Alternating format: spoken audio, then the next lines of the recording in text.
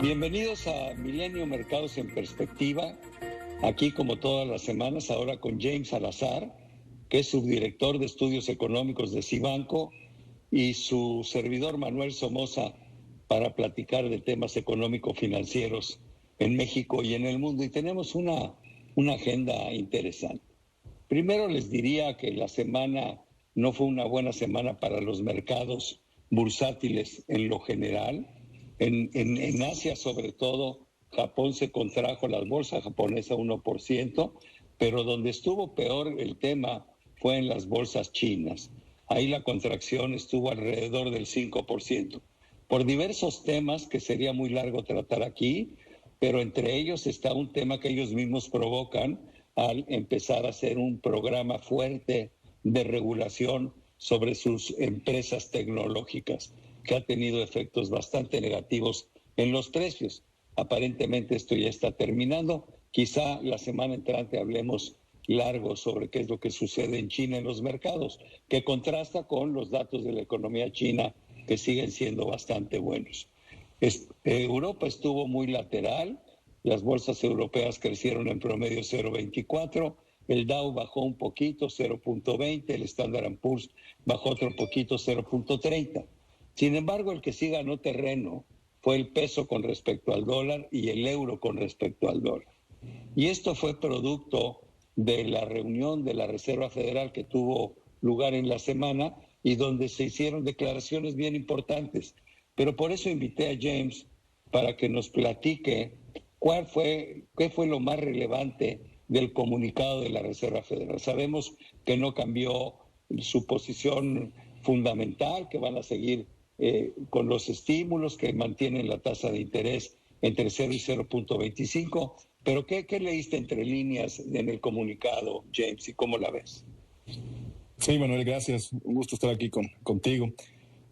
Mira, quizá la novedad en el comunicado y en las palabras de su presidente, de Jerome Powell, en el caso de la Reserva Federal, y que fue, al final de cuentas, la referencia más importante para los mercados financieros, es que empieza poco a poco a abrir la llave para hablar y para pensar en que los estímulos, en determinado momento, los estímulos monetarios comenzarían a reducirse. Y esto lo notamos sobre todo en una frase que hablaba de que la economía se está moviendo o hay avances hacia los objetivos de empleo y de inflación que se ha trazado la autoridad monetaria para poder pensar en un eventual cambio o ajuste, sobre todo en el programa de compra mensual de bonos.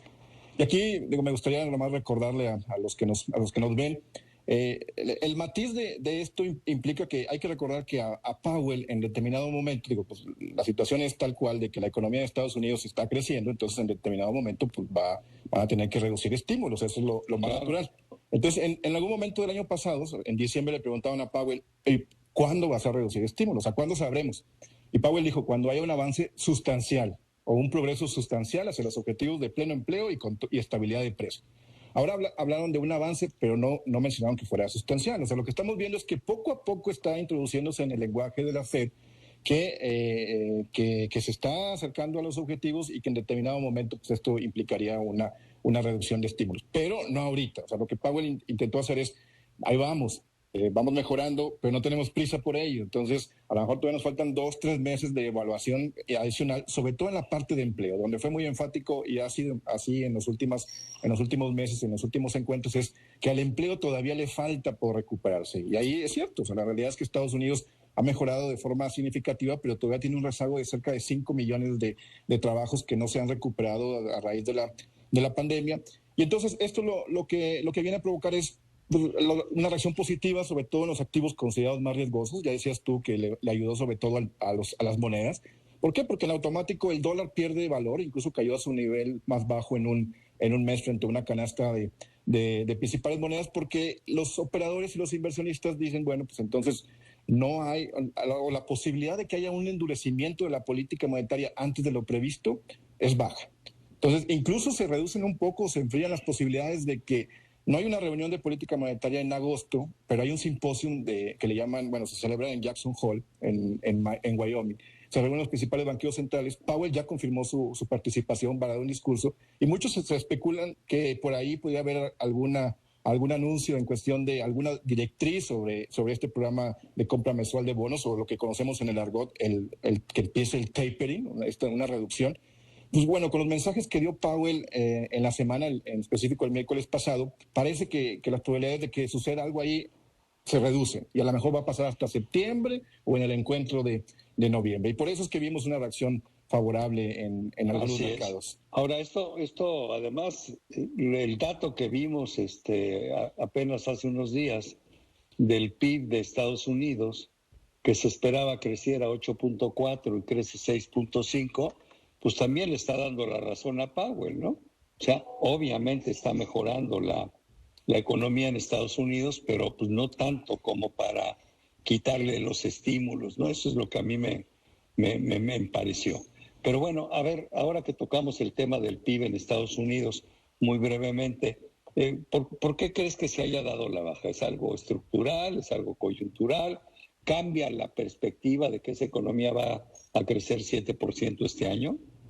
Sí, no, aquí es un punto muy importante, porque dice, bueno, Estados Unidos en términos trimestrales anualizado creció en el primer trimestre 6.3%, en el segundo creció 6.5%, a pesar de que va mejorando muchísimo en el tema de vacunación, hubo más estímulos, entró Biden con todo en la cuestión fiscal, y a pesar de ello pues, hubo un pequeño avance. No, la realidad es que no necesariamente podemos hablar de una pérdida de dinamismo o de un menor ritmo en la recuperación económica. Hubo dos elementos que tuvieron incidencia. Uno, la cuestión de inventarios, o variación de inventarios. Le restó cerca de 1.4 puntos porcentuales del PIB, que es bastante. Y la razón es porque, pues, bueno, tenían acumulados, entonces difícilmente se iban a terminar, o bueno, iban a sacar nueva producción y por el rezago que había a raíz de la pandemia. Y otro tema tiene que ver con la inversión fija bruta, por la cuestión de estos rompimientos en cadenas de valores que seguimos viendo, sobre todo en el tema automotriz con los chips o los famosos semiconductores. Pero me parece que la parte buena de lo que nos presentaron como PIB es que el consumo se mantiene fuerte, ¿no? Así es, y esa es la noticia muy positiva, porque el consumo, hay que recordar, es la principal fuente o el de mayor peso en la economía de Estados Unidos. Se alcanzó un récord histórico, ¿no? Y esas son buenas noticias para todos, porque consumen bienes nacionales y bienes importados, y por ese lado pues, nos conviene a nosotros. ¿Tú crees que pase rápido? Porque hay un programa en medio que puede darle al impulso adicional a la economía norteamericana, que es el famoso programa de infraestructura del presidente Biden. Todo apunta a que por lo menos en una primera fase va a lograr que se autoricen estos $500 mil millones para este programa. Pero tú, ¿cómo lo sientes? ¿Crees que sería un buen programa para Estados Unidos? Sí, en sentido estricto, todos los estímulos, al final de cuentas, terminan siendo favorables o positivos. El problema va a ser cómo lo vas a financiar después. Esa ya es otra discusión mucho más seria y más técnica. Aquí parece ser que hay posibilidades de que el Congreso lo apruebe. No está fácil. O sea, ¿por qué? Porque para que pase en el Senado necesitas 60 votos. O sea, necesitas contar con todos los votos de los demócratas y adicionalmente 10 republicanos. Y esa ha sido la tarea más difícil. O sea, no lo han llevado, no lo han presentado al Congreso, porque primero quieren asegurarse de los votos. Ya vimos una votación inicial en la que sí se unieron ciertos republicanos y con ello dijeron, bueno, vamos a presentarlo a debate. Entonces, parece ser que en los siguientes días pudiera haber noticias en este sentido, y sería un impulso adicional para la actividad económica de Estados Unidos, lo cual sería algo favorable. James, también salió, perdón la prisa, pero se nos acaba el tiempo, también salió el dato del PIB en Europa, se incrementa en 2% con respecto al trimestre anterior. Creo que es bueno para Europa. Europa está creciendo razonablemente bien, la zona euro, pero también salió el PIB de México, ¿no? Con un crecimiento del 1.5% con respecto al trimestre anterior, 19 y pico por ciento arriba en contra el año anterior. ¿Tú cómo ves? ¿Te gustó el número? ¿Crees que con esto razonablemente podremos llegar a este crecimiento del 6,5%? Sí, digamos que ya que se esperaban estas variaciones relativamente positivas. se justifican en el hecho de dos elementos. Uno es una reapertura mucho más acelerada, o en sentido estricto, varios de los sectores que habían permanecido cerrados y que se habían visto afectados por la cuestión de la pandemia, pues reabrieron actividades, sobre todo servicios. Vimos ahí mucha parte de turismo, restaurantes, entretenimiento, y esto vino a propulsar sobre todo la cuestión de la demanda interna o un consumo interno, y adicionalmente tenemos el efecto base. Entonces, es una buena noticia, es un buen rebote. Aquí el problema va a ser que suceda en trimestres futuros, ¿no? Con lo que vemos hasta ahora, sí le alcanza para la economía crecer arriba de 6%. El problema es porque la cifra nos hace ver que junio hubo una desaceleración. Vamos a ver si se confirma ya con el dato final del PIB que se va a dar a conocer en unas semanas.